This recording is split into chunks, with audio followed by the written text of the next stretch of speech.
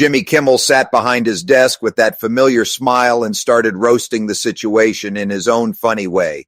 He talked about how much time Donald Trump spends planning these big projects and building what he called vanity projects. Jimmy Kimmel said it was unbelievable and very expensive. He gave an update on one of the president's pet projects, the big, beautiful ballroom that was way over budget. According to the Washington Post, on March 31st, Donald Trump said the ballroom would cost $400 million and would be completely free for taxpayers. But 3 weeks before that statement, the contractor had already given an estimate of $600 million, and more than half of that money would come from taxpayers.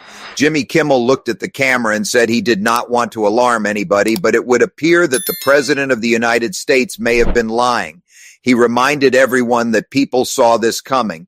The moment Donald Trump promised it would not cost any taxpayer dollars and called it his gift to the American people, everyone knew the public would end up paying.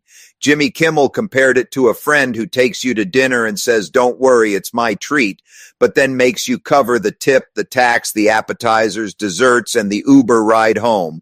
He joked that when they finally finish building the ballroom and Donald Trump puts his name on it, the next president should use it to hold the biggest and gayest pride party of all time.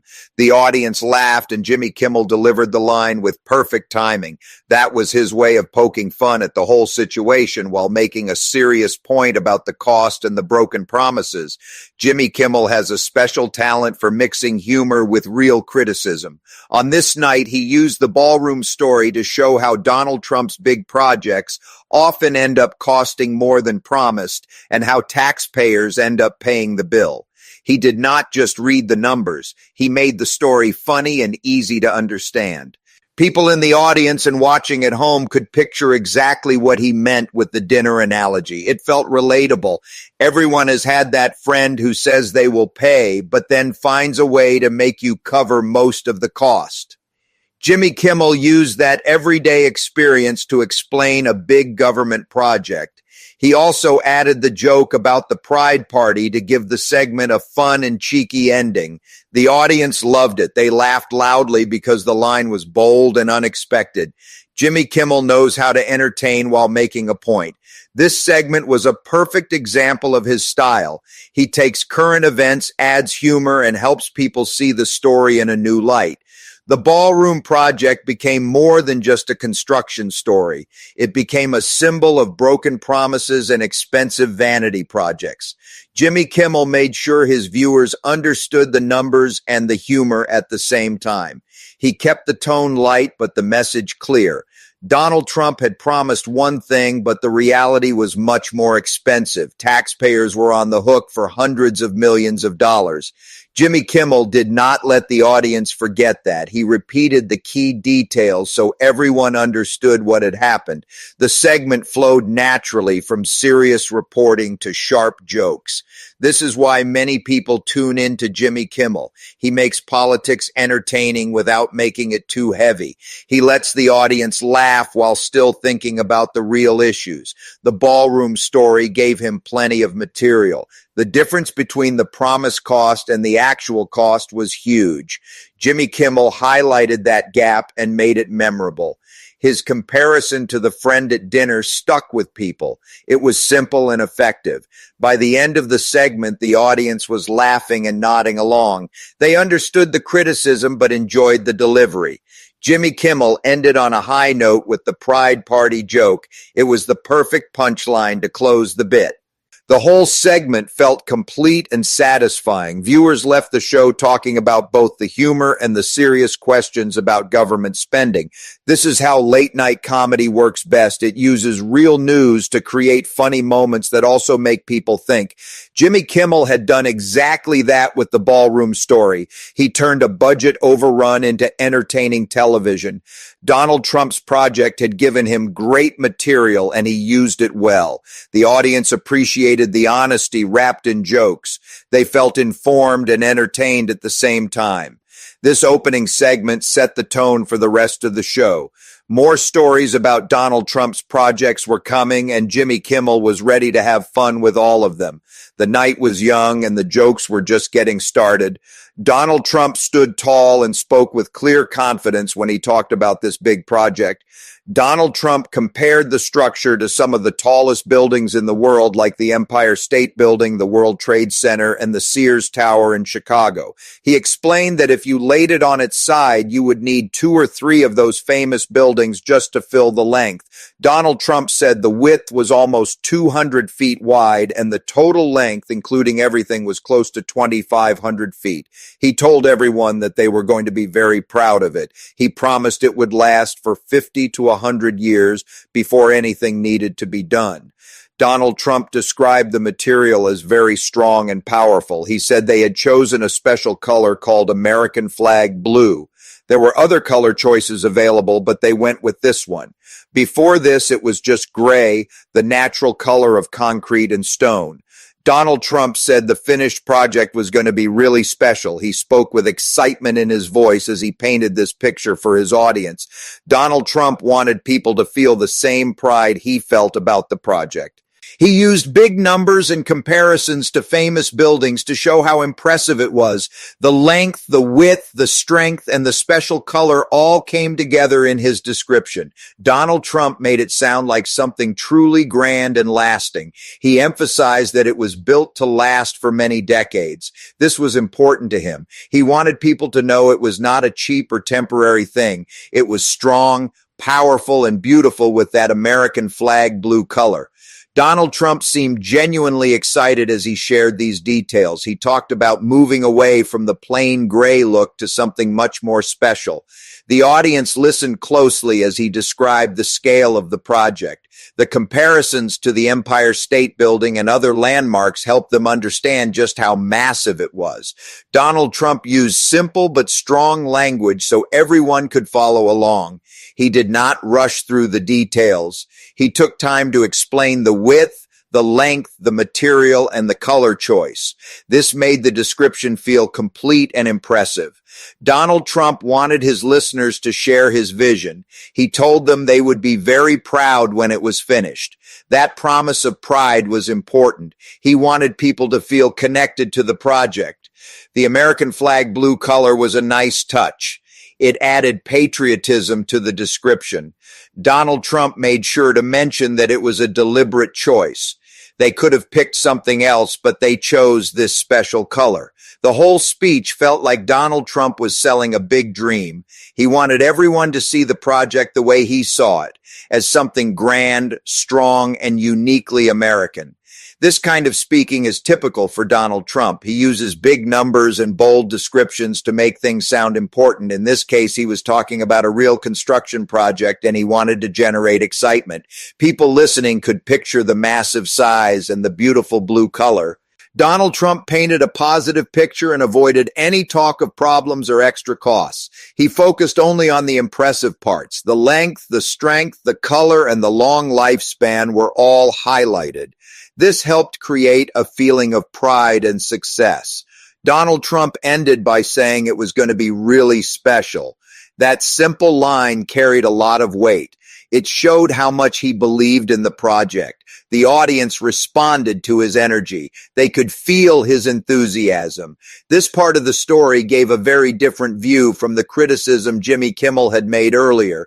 Where Jimmy Kimmel focused on costs and broken promises, Donald Trump focused on scale, strength, and beauty. The contrast was clear. One side saw problems and overspending. The other side saw greatness and national pride. Donald Trump's description helped his supporters see the project in a positive light. They imagined something grand and lasting. The American flag blue color became a symbol of that pride. Donald Trump used his speaking style to turn a construction update into an inspiring story. He made the numbers sound exciting instead of worrying. This is how he connects with his audience. He sells the vision and the dream. People who support him enjoyed hearing these details. They felt proud just listening to him describe it. Donald Trump had given them something to look forward to. The project was no longer just concrete and steel. It was a symbol of strength and American greatness. greatness in his telling. This speech balanced out the earlier jokes and criticism. It showed Donald Trump's side of the story. He was proud of the work and wanted everyone else to be proud too. The details about the size and the color made it memorable. People could easily picture the long blue structure standing strong for decades. Donald Trump had done what he does best. He made it sound bigger than life. The story continued with this positive vision, even as other voices raised questions about the cost. Donald Trump stayed focused on the greatness of the finished product. His words left many supporters feeling optimistic about the project. This back and forth between criticism and proud defense is what made the entire topic so interesting to follow. Donald Trump had given his full enthusiastic description. Now the conversation had both sides clearly presented. The audience could decide for themselves what they believed. The storytelling around this project was far from over, but Donald Trump had made his position very clear in this part. Jimmy Kimmel kept the laughs coming as he moved to the next story on his show. Jimmy Kimmel talked about what should have been the easiest construction project of all, the reflecting pool on the National Mall. He said Donald Trump had spent reportedly $14 million to update it. Donald Trump wanted to resurface and repaint the pool because he did not like the way he looked in it. He chose to paint it American flag blue. The project was finished last week, but not even a week later, the pool was already completely green. Jimmy Kimmel joked that it was now Mexican flag green. He said that is what the White House calls residual algae. Workers were out there dumping gallons of hydrogen peroxide into the water. Jimmy Kimmel added a funny line that this is also how Donald Trump colors his hair. Experts said that painting it dark blue actually made the problem worse because darker colors hold more heat and algae grows better in warmer water. Jimmy Kimmel reminded everyone that Donald Trump had promised to drain the swamp. Instead, he said Donald Trump spent $14 million of taxpayer dollars building a new one. He joked that the next step might be to move St. Patrick's Day to July and claim the green color was on purpose. Jimmy Kimmel pointed out that Donald Trump owns hotels, so you would think keeping a pool clean would be something he could do well, but he couldn't even get that right. Jimmy Kimmel said this situation had become a real problem for Fox News. They can agree when Donald Trump says the sky is green, but when he says the pool is blue and it is clearly green, they have to find a way to make it work. Jimmy Kimmel did a funny impression of a Fox News report at the pool. He said they would claim it is painted American flag blue and that Democrats are lying about the green algae. He joked that pool cleaners are working hard right now and no other president would have done something like this. Jimmy Kimmel continued the bit by saying Abraham Lincoln would not have done it because he did not have the courage. He made fun of how people were going off the deep end with this very shallow pool. While Fox News tried to spin the story, Jimmy Kimmel said other outlets were having fun with it. He mentioned the team from Real America's Voice wearing Reynolds Wrap hats and claiming the algae was sabotage. Jimmy Kimmel delivered all of this with perfect comic timing. The audience was laughing throughout the segment. He took a real story about a failed pool renovation and turned it into comedy gold. The contrast between the expensive blue paint and the quick return of green algae gave him plenty of material. Jimmy Kimmel used the situation to poke fun at Donald Trump's projects, the cost to taxpayers, and the way some news channels defend every decision. He made the serious issue of government spending entertaining and easy to understand. The hydrogen peroxide joke, the hair color line, and the St. Patrick's Day joke all landed well with the crowd. Jimmy Kimmel knows how to mix real news with sharp humor. This reflecting pool story became one of the highlights of the show. It showed how even simple projects can become complicated and expensive when big promises are made. Jimmy Kimmel helped his audience see the funny side while also understanding the bigger point about accountability and results. The segment flowed smoothly and kept everyone engaged from start to finish. Jimmy Kimmel had taken another Donald Trump project and turned it into memorable late-night television. Jimmy Kimmel saved one of the wildest stories for the end of his monologue. He introduced a story about Robert Kennedy Jr., the man in charge of health matters under Donald Trump. Jimmy Kimmel shared what Kennedy's own sister Carrie told on another show. She described what happened at her 4-year-old daughter's birthday party. Carrie said she found a snake. She called her brother Bobby for help. Robert Kennedy Jr. grabbed the snake while he was holding his infant son. He stuffed the snake into a pillowcase. Then he reached into the bag and the snake started biting his hand. He pulled the snake out anyway to show the kids. Next, there was a creature that looked like a mole mixed with a mouse. Robert Kennedy Jr. grabbed that with his bare hand and put it into the bag with the snake. All the kids screamed. Then he shoved his hand back into the pillowcase and grabbed the snake again, which bit him a few more times. Jimmy Kimmel reacted with disbelief and joked, "Now that's a fun uncle, huh?" He called it the old snake in a pillowcase trick. The story continued. Later, they went to Robert Kennedy Jr.'s house about a mile away. There were lots of kids swimming in the pool. He took the same snake that had bitten his hand and released it into the swimming pool with the children. Jimmy Kimmel pointed out the irony that this is the same man who is worried about adding fluoride to the water. He said this is something the Joker would do. Jimmy Kimmel called it one of the nuttiest stories he had ever heard. He compared it to something you might hear about a wild actor on a movie set. And yet, Jimmy Kimmel reminded everyone, this is the man Donald Trump put in charge of children's vaccinations. The audience reacted with gasps and laughter at the unbelievable details. Jimmy Kimmel then moved to Donald Trump's favorite topic, his cognitive test results. He said Donald Trump aced all the cognitive tests and loves to brag about it. No president has had his brain examined more times. Donald Trump often brings it up to show how sharp he is. Jimmy Kimmel said while Donald Trump is very impressed with himself, maybe others should not be so impressed. To prove his point, Jimmy Kimmel's team went to a cannabis shop in Hollywood. They asked people coming out of the store to take the same cognitive test Donald Trump had taken. The results were hilarious. One person admitted they were high right now and felt like their shoes were suddenly too big. Another said they stay high 24 hours a day. When asked the first question, what is the first animal? One person said a lion. The next animal was called a rhinoceros, and then corrected to rhino. The third was a camel. When asked at what age they mastered these animals, one person said maybe 2 years old. Jimmy Kimmel played the clips and the audience laughed hard. The segment showed how even people who were clearly under the influence could stumble through the same test Donald Trump brags about. Jimmy Kimmel used humor to question whether the test really proves anything about intelligence. He kept the tone light but made his point clearly. The whole segment was classic Jimmy Kimmel, mixing crazy real-life stories with sharp political comedy. The Robert Kennedy Jr. snake story shocked people. The cognitive test bit made them laugh. Together, they created a strong closing for the monologue. Jimmy Kimmel reminded viewers how unusual some of the people in power are right now. He used Donald Trump's own bragging against him in a funny way. The Hollywood weed shop experiment was the perfect punchline. It showed that the test is not as impressive as Donald Trump claims. Jimmy Kimmel wrapped everything up with his signature style. He entertains first and then makes you think. The audience left the show talking about both the wild snake story and the funny cognitive test results. This final part tied the whole show together. It showed the strange situations happening in politics under Donald Trump.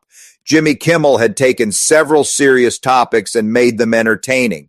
He gave his viewers laughs while also raising real questions about leadership and decision-making. The night was a success because of segments like this. Jimmy Kimmel knows how to hold an audience. He mixes shock, humor, and commentary perfectly. The Robert Kennedy Jr. story was so unusual that people will remember it for a long time. The cognitive test prank was clever and timely. Jimmy Kimmel had done what he does best. He turned the news of the day into must-watch television. The audience felt informed, entertained, and ready to talk about what they had seen. This kind of storytelling keeps late-night shows popular. Jimmy Kimmel ended the segment on a high note, leaving everyone smiling and thinking at the same time. The full monologue had covered expensive projects, failed renovations, strange personal stories, and political bragging. It was a complete and satisfying night of comedy with a bite. Jimmy Kimmel had once again proven why so many people tune in. He makes the news fun while never letting the audience forget the serious side. The stories about Donald Trump, the projects, Robert Kennedy Jr., and the cognitive test all came together to paint a memorable picture. Viewers went to bed laughing but also reflecting on what is happening in the country. This is the power of a well-crafted late-night monologue. Jimmy Kimmel delivered it perfectly from start to finish.